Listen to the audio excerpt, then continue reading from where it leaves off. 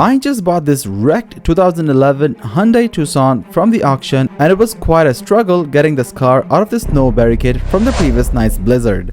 If you're new to this channel, let me give you a little background on this new build. In the previous episode, I was able to purchase a crashed 2009 Honda CR-V from the salvage yard, and I put in some good work on the car completely myself to transform it fully to become a roadworthy car, and I was able to sell it at a 15% profit margin, which is not bad for a first-time car flipper. So in today's episode, I purchased this 2011 Hyundai Tucson for only 2,300 Canadian dollars, and thank God it's an all-wheel drive spec. In this episode, I want to get this car up and running, inspected and register it, as well as find out the hidden damages of the car that I wasn't able to find out on the auction images. This is luckily a pretty low kilometers car for a 14-year-old model, and this car was purchased and has always been registered in my state, which is a good history to know. Before I even purchased the car, the preliminary analysis of the insurance damage estimate showed an approximately 6,500 Canadian dollars to fix this car. But even before paying for the car, this time I set a target budget for a total cost of ownership of this build, which includes the cost of purchasing the car as well as the cost of completely making it roadworthy and ready to be sold in the marketplace. The car runs and drives great, but it does have a check engine light, which I'm gonna have to diagnose later. And structurally, it has a collision on the driver's side fender, which is why the car was deemed a total loss car by the insurance. And because of this collision, the driver's side door now scrapes with its fender, and it's a bit of a struggle when you try to open the door, as you can hear.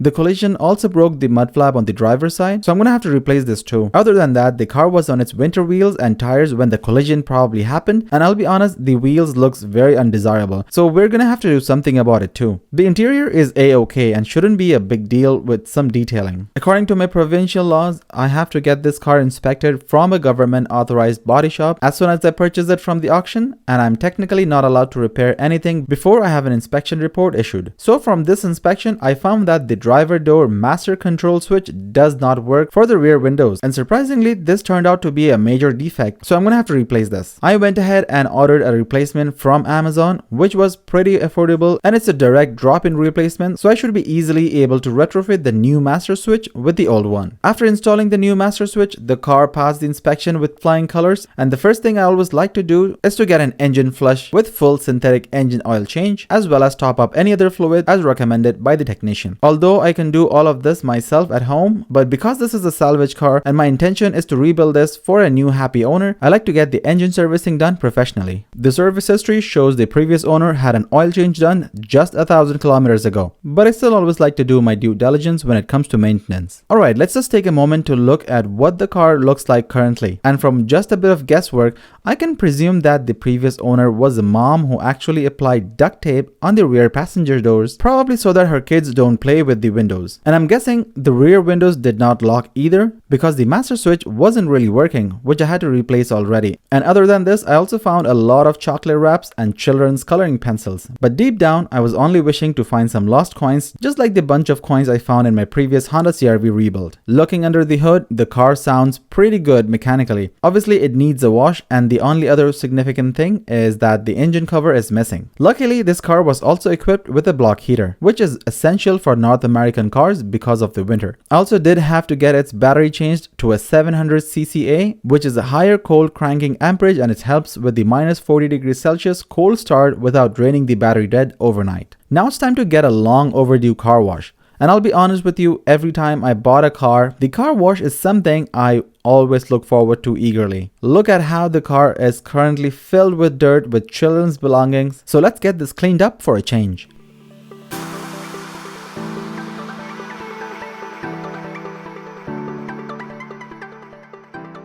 Check this out, this is a completely different car, and if you saw this car on the road today, would you be able to guess that I purchased it only for $2,300 Canadian? I'm happy with the cleanup, and now it's a great opportunity to review the collision damage and understand the scope of work. Here is the first series of dents on the driver's side fender with bare metal exposed, which may need some body filler and definitely some primer before it's painted. And the bigger damage is on the bottom of the fender where it's dented along the door, and there are also other blemishes on the car which I need to fix as much as possible before thinking about painting it. Alright, let's start fixing the car. The first course of action would be to get the dent pulled out as much as possible. I'm also going to try to pull out the dent in order to match the door gap. So that's the scope of work for the denting and painting. The next thing is also to put an engine cover, because currently the exposed engine block is not something nice to look at. And it's also safe to have the engine cover to protect all the coils and wires. I also had to change the battery as I mentioned earlier, so I'm gonna go ahead and put back the OEM battery cover that I previously removed, as well as hide the block heater wire somewhere in the engine bay securely, because the weather is warmer now and I don't really need the block heater wire hanging out for overnight heating. The OEM battery cover is something that came from the factory, so I decided to put it back, and while I had the chance, I cleaned up the whole engine bay using a glass cleaner, which for some reason works pretty good on the engine bay plastic trims. As you can see, the engine bay looks super clean now as compared to before using just a glass cleaner. Alright, the engine bay looks good so far, so I'm gonna go ahead and install the engine cover, which I got from Mighty Tech store. It should be a pretty simple installation. Right out of the packaging, it is an ABS material which is heat resistant and solid build quality. Comes with 2 suction pins as well as 2 metal clips. And I'm just gonna place it over the 2 pins and that should be good to go. And I'll put the link in the description, so if you're interested to get a similar engine cover for your Hyundai or Kia, then you can purchase this from the link, and the OEM part number is interchangeable for Hyundai and Kia models. Now the engine bay looks complete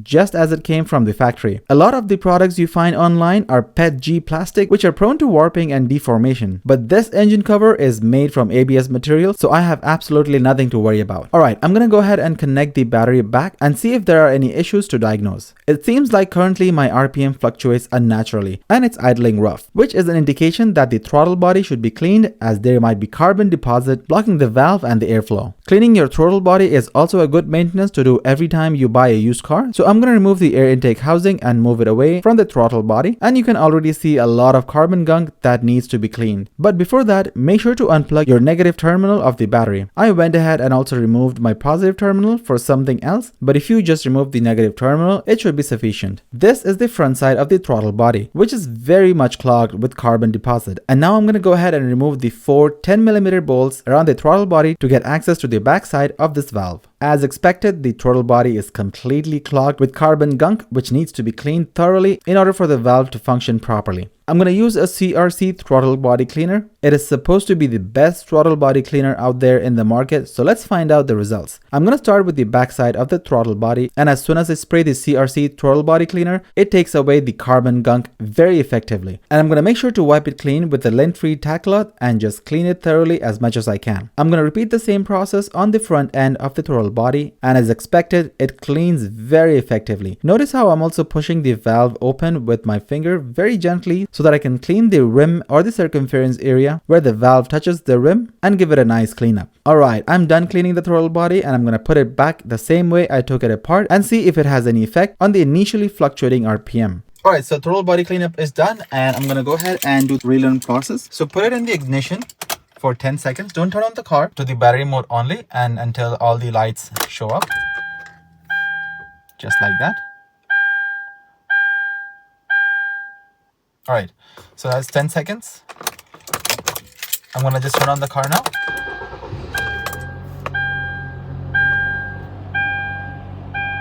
Alright, it looks like the check engine light has finally disappeared. And check this out, the RPM is as steady as it could be. It is a cold start, so as you can see, the temperature has not reached the normal operating temperature, and the RPM is still and at a constant, healthy level without any fluctuations. I'm happy with the throttle body cleanup, and the link will be in the description for the CRC throttle body clean. It's been a couple of days back and forth to work, and unfortunately the check engine light has turned up again. To diagnose this new problem, today I'm going to use the Kingbolen Smart Scan tool, and this is a professional diagnostic tool which is very affordable in cost, and it is designed to be user-friendly for even beginners who has never diagnosed a car before. This is a very handy and rugged design. On the top you have the connection port, the power button, and although this is a touch screen, you also have the physical buttons in case your fingers are touch resistive because of grease. On the side, you have a USB-C charging port as well as a microSD port to save your data if you want. The product itself is very rugged, feels high quality. The screen has a tempered glass protection which is designed for the heavy duty use at the shop, and it has an Android operating system so you can connect with your Wi-Fi, download packages for any car that you have. And the best part is this diagnostic tool does not require a subscription. It is a lifetime free tool. Instead of spending hundreds of dollars with the mechanic, you can get one of these professional diagnostic tools and have peace of mind whenever you get a check engine light defect code popped up to understand the problem before it gets worse. Inside the box, you also get a user manual, the OBD connecting cable, and lastly a USB-C charging cable. Connect the black connector to the diagnostic device and the red OBD cable to the OBD port which is under my steering wheel. As soon as I connect the tool, I can see the battery voltage of the car displayed on the top bar. And if you notice, this device is also being charged by my car's battery. I have a lot of options and capabilities at my disposal. I can have the maintenance history, diagnostic, or access my OBD. First, I'm going to connect the device with Wi-Fi to download or update any firmware packages. And after that, I can click on diagnostics and the device should auto-detect your car and download the necessary package. In case it doesn't, you can always download your relevant car package. And remember, this is a completely free service and does not require any subscription or payment. Once you select the correct car model, including the manufacturer's origins, such as US or Canada in my case, the device will automatically do a complete health diagnostic, which will give you all the relevant information that you need to know. I can see that my engine control model or the ECM has a fault code. So let me see what that is. It shows I have a P200A intake manifold runner performance issue. The good thing is I have the ability to directly search online from this device to get a quick answer to what this defect code means. And it shows that I need to look at the intake manifold runner control system, or also known as the IMRC. The intake manifold runner control system is essentially an actuator within the system that controls the flow of intake air from different routes to the combustion chamber. And this is done so that the car can improve its efficiency. So technically what it means is that I can still run and drive the car, but it will not alternate the flow of air to the combustion chamber due to a faulty actuator or the IMRC. And this may cause the car to burn a lot more fuel and hence the check engine light. Just to give it the benefit of the doubt, I'm going to try to clear the defect code and try my luck to see if the check engine light goes away. And after I tried that, it seems like the error code is persistent and I need to fix it. The other phenomenal feature you have with the Kingbolen Smart Scan tool is that you have access to the OBD from this device, which means it can run several tests on all the sensors of the car and tell you if they're working properly and even give you the numbers of the parameters. The Kingbolen is by far the best and the most cost-effective intelligent diagnostic tool I've ever used. So I'm going to put a link in the description and I would definitely recommend every car owner to have this tool.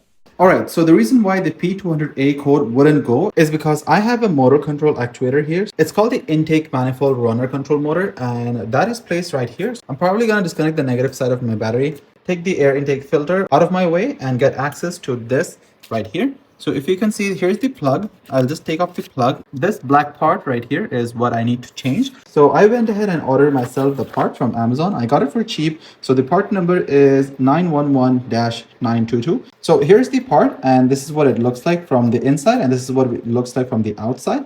There are 3 bolts here. The top one is the one which is the most accessible. This bolt is actually just behind the coolant hose and the last one is under the coolant hose. So I'm going to have to maneuver my way around getting these bolts up. And along with that, you get this plastic controller. So this actually goes on top of this mount here. So this is the straight part. And if you notice here we have a curved or a circular part and the other side we have a straight one. First, I'm going to remove the old part and then look into the new part. All right, so the air intake is out and I just put it on the side here. Here you can get a bit more clarity on what I need to work on. So I'm going to unplug this clip right here. After that, there is a bolt here, which is torque marked. And if you can see my finger right here, so this is another bolt that I need to remove. And after that, I have another, which is right here. All right, I was able to remove all the bolts from this, but the problem is because this coolant hose is right on the way, I probably have to remove the coolant hose here and this might bleed some coolant out. The car is cool right now, so I don't think so it's going to be a problem. It's just that I have to put a catch pen underneath or some kind of a remedy to catch all the coolant that's going to flow. I have extra coolant with me, so that's not an issue, but I probably have to remove this one and it will just create a bit of mess underneath the car, but I guess that's the necessary evil. Yep, it got messy. I had to remove the coolant hose and it is all over the place. I put a plastic sheet underneath so that I could catch all the coolant. But for now, I have good access. I have good access to this plug right here, this motor, and it should come out right easy. There you go. And along with that, you can see inside here. So this part right here where my finger is focused seems like it's broken. So that is the main issue why this, as you can see right here, so this is the part. Obviously, it looks broken. As you can see, this is the part right here with the circular end.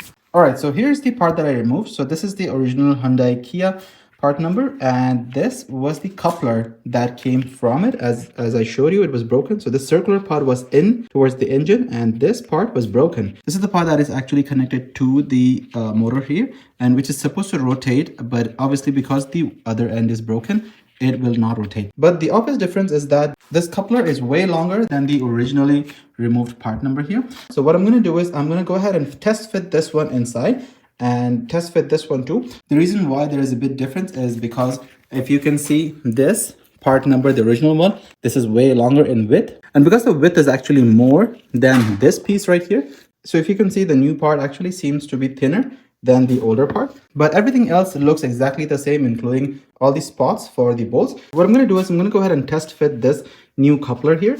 Obviously it should go ahead and sit, so there you go, it's sit up right here very carefully without losing any parts. And this is the new part. I'm just going to go ahead and try to maneuver it inside.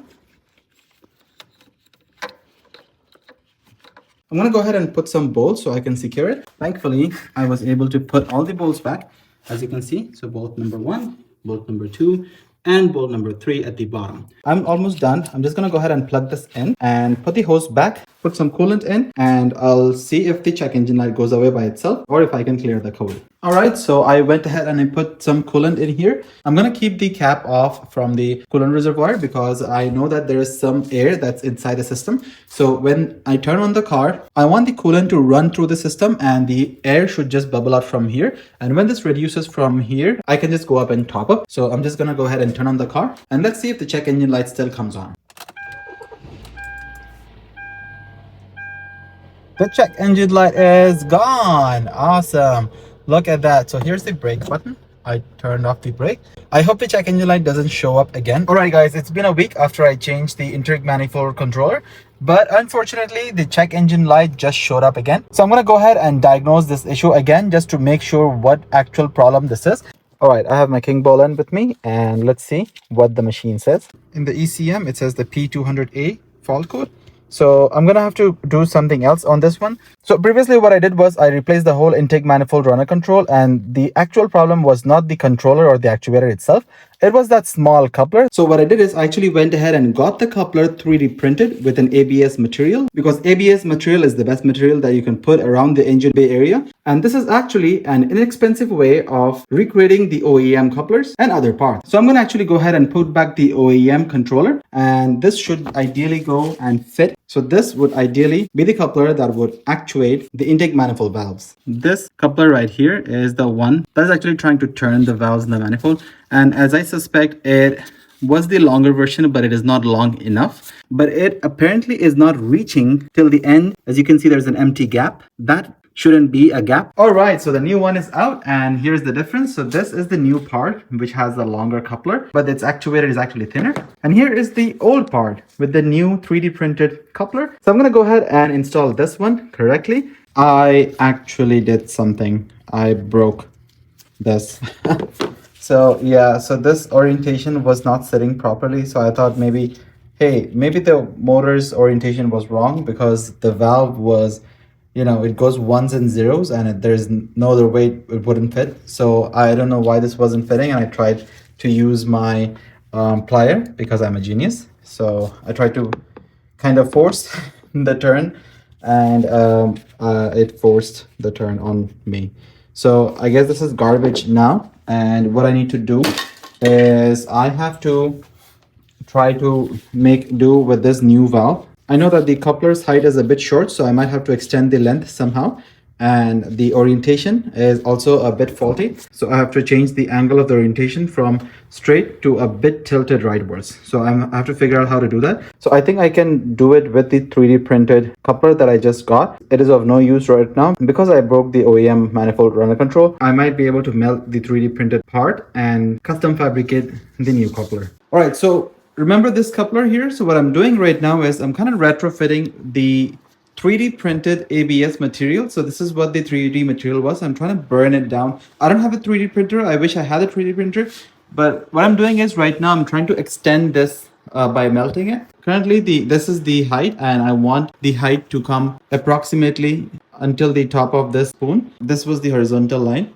And if I flip it directly without rotation, you see how this horizontal line is now slanted rightwards. So these were the materials I actually cut off. So what I did is I took off some material from here and I took off some material from this end so that instead of the valve switch standing like this, it would be standing like this. Because currently that's the orientation that the coupler will take. For some reason, this new coupler came exactly parallel to each other. So that's why I just have to retrofit it. I know this is something out of the box, but I'm just trying my best to kind of increase the height using the ABS material. I'll show you the results in some time.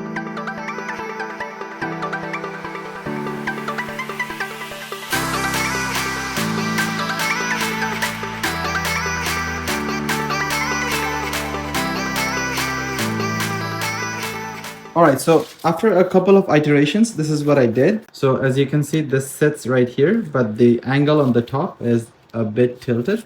So this one is here and the angle is a bit rightwards, as you can see. And also I increased the height. So if you can notice, the depth on the top is actually longer or deeper than the one below. So now I should be able to snug this end right over on top this way, like this. So now I should be able to actuate my manifold valves without any issues. All right, so here's the result. So this is where it sits on the manifold this way. And as you can see, the orientation is not 1:1 or not parallel. It's a bit slanted. So I'm going to go ahead and fit this one in right in here. All right, so now let's try this one and see if this fits. Bismillah. It actually fits good. So if you look into this, so let me try to focus. As you can see, this is the coupler and the manifold runner control where it touches. I don't see any gaps anymore. There's a bit gap there, but I think it's fine. So what I'm going to do is I'll try to bolt this one on from here, here, and just the two spots here, just to see if it fits snug. And I will try to turn the battery on. As soon as I turn to just the battery, the car's ECU tries to open the manifold from wherever it was in the previous position. If the previous position was like this, as soon as I turn the key to the battery, the manifold will turn to this way. And if I turn the car off and the manifold stays this way, and if I turn the car on the next time, the manifold will try to open the switch the opposite side. It's like ones and zeros. Let me try to turn the car to the battery mode and let's see if it works.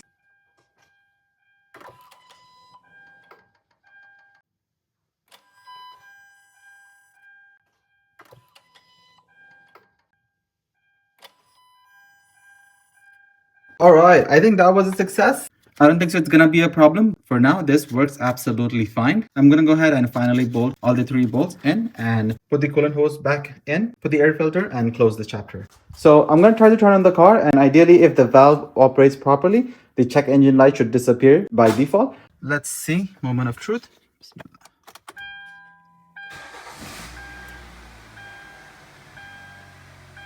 Nice. There is no check engine light anymore, but I don't want to jinx it. I hope it goes away for sure.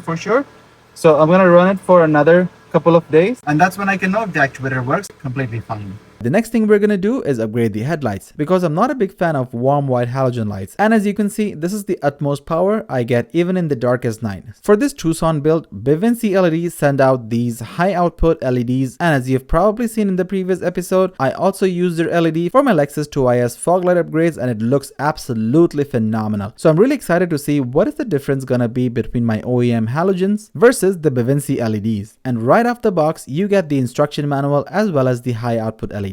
You can tell from the build quality that these are gonna be phenomenal. They are designed to be direct drop-in replacements, so you don't have to worry about anything else. These LEDs also come with an inbuilt cooling fan, and it has 2 LEDs on each side. This is a high-low configuration, so 2 LEDs on both sides will always be on, and 2 LEDs will turn on for high beams. The installation should take me less than a minute on each headlamp. I just have to change the main bulb, which is behind this fixture. So I'm going to rotate this counterclockwise and remove the power cable, then unpin the halogen bulb, and it should come out easily. So here is the halogen bulb I just removed, and here is the Bevinsee LED. You can see from the side-by-side comparison that the LED is a direct drop-in replacement for the OEM bulb, and the size is exactly the same. Let's install it and test the output. So I'm just going to connect with the power cable for now and turn on my headlights. The LED works great, and as you can hear, the cooling fan is also operating pretty good. Let's put it back in the same way we took it out, following the same orientation, and secure it with the locking pin. Here's what it looks like inside the headlamp. So I'm going to tuck the rest of the wires in and seal this enclosure. So currently the driver's side is the LED and the passenger side is the OEM halogen. So let's see the difference. The LEDs are so much powerful than the OEM ones, but as you noticed, the LED output was a bit disoriented, and to fix it, I would just have to rotate the bulb properly so I can have the desired horizontal light output. After a bit of adjustment, the light output is perfectly horizontal, and I'm gonna go ahead and install it on the passenger side. Alright, both the headlights are now LEDs, so let's check the output. I'm honestly impressed. It looks good, the LEDs are horizontally level, the high beam and the low beams are absolutely gorgeous, and I'm happy with the output quality. It also makes the car look way modern than it was before, and because these headlights are crystal clear, the LEDs looks just perfect. The next thing in today's agenda is to get rid of the auction dry ink. A combination of glass cleaner and a kitchen sponge should do just the job. This is probably the easiest task for today's episode. A couple of minutes later, it looks good so far. So now let's move on to the collision side. Alright, so cleanup is done. As you can see, the windows are all clean.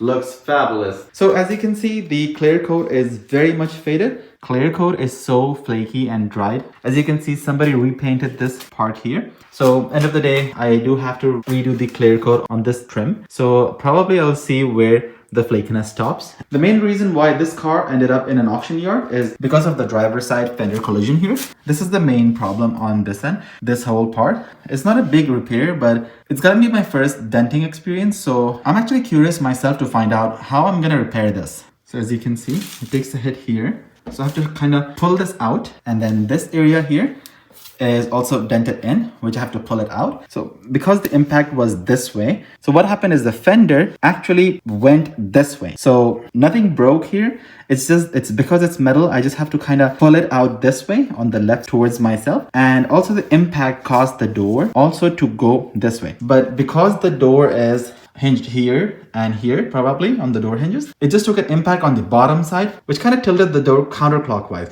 And the reason why I know this is because you see on the driver's side of the door, there's a bit of gap here. And when I drive the car, obviously I can hear the wind sound coming through it. That means this has to go in. Only way I can make this go in is by pulling it out from there forward this way. So the door kind of goes clockwise. So this door should go and sit properly. Apart from that, on the left passenger side, there's a bit of rework required on the paint here. A bit of rusty spot, which I probably need to body fill and primer and apply a fresh coat of paint. So for today's episode, I'm going to go ahead and try to pull out these dents as much as possible and try to pull this fender a bit forwards towards myself so that the door can open properly without hitting the fender. As you can see, this took out the paint here because it was scratching the fender whenever I opened the door. And this mudguard is toast. I'm going to probably have to order a replacement. Alright, so for the dent repair, I got myself this dent pulling kit. So this is dent and seal puller set. It comes with a handle, a hammer, and multiple attachments that can basically help you pull a dent. So I've never used this one before, and matter of fact, I've never pulled a dent before. So let's find out how I can fix this dent issue. Alright, so to remove the dent, I have my dent puller with me, and here's the light setup. I'm just using a regular studio light here just to get a decent overall lit up space. And for the focus light, I'm using my Oxydo power bank here. So for now, what I'm going to do is, you see this dent here. So this wheel line over here, as you can see, it goes and it dents over here. I'm going to try to pull it out. I'm just going to push it out from inside, or maybe use that handle and the tire combination to pull it out from here. I'll put the hook here and here to pull it out this way.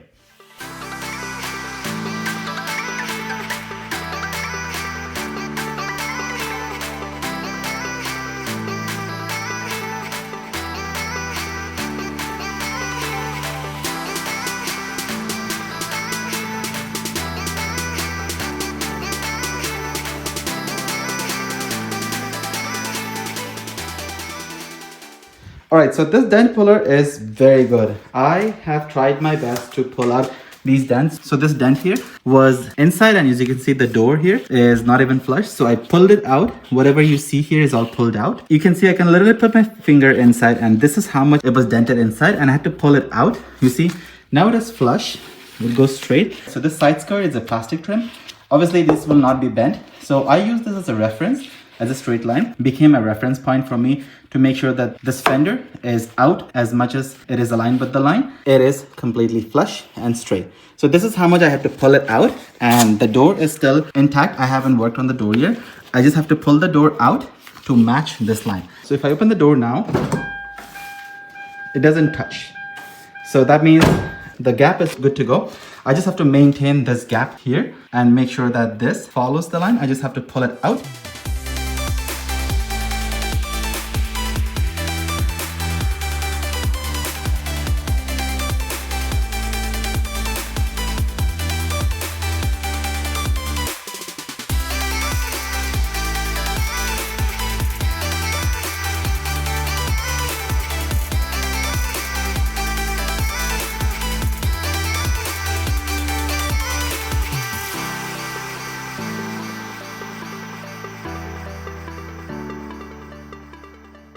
Alright, so dent pulling is almost complete. As you can see, the door panels are good. The gap is fine.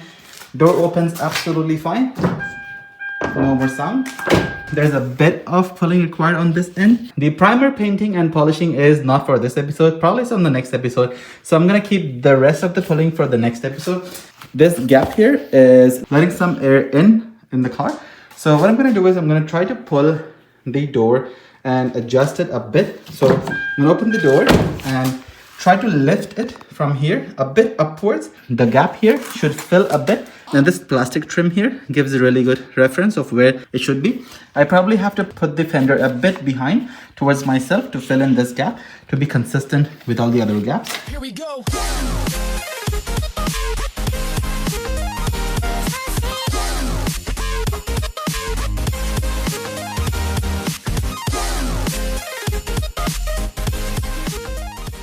Alright, so that worked like a charm. So what I did is I opened the door and I pressed it from here and I pulled it from down. So if this is the door, I put it this way. That's the fixed position and these two are the variables. So I opened the door here and I pushed a bit here and I pushed a bit down very carefully and gently. And now the door gap is fine. The same as in the back. As you can see, it's the same gap. I'm happy with the work that I've done for now, and the rest of the work can be done for later. You probably know that I buy salvage cars because I love working on cars, and it gives me a really good time to practice my work on cars, make some content, put it up for you guys, as well as rebuild these cars, sell them off to the new owner and get some money. Some blemishes that I'm going to fix in the next episode probably, but I'm aware of the elephant in the room. Look at these wheels. These are absolutely terrible. Winter is over, so winter tires are not needed anymore. So I was scrolling through Facebook Marketplace and I stumbled across these great looking Hyundai wheels and tires, and I absolutely loved how it looks. These came off a 2011 Hyundai Santa Fe. They share the same bolt pattern and the wheel sizes are exactly the same. So I'm going to go ahead and put them on and see how they look.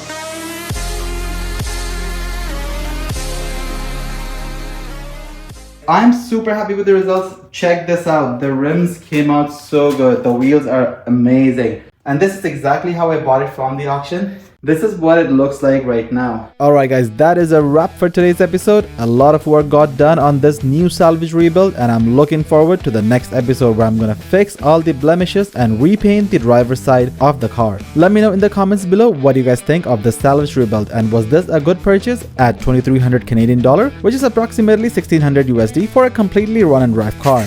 If you learned something new in this episode, make sure to hit that thumbs up button and don't forget to subscribe, because the next episode is definitely going to be packed with more great stuff. Until next time, I'll see you on the next one.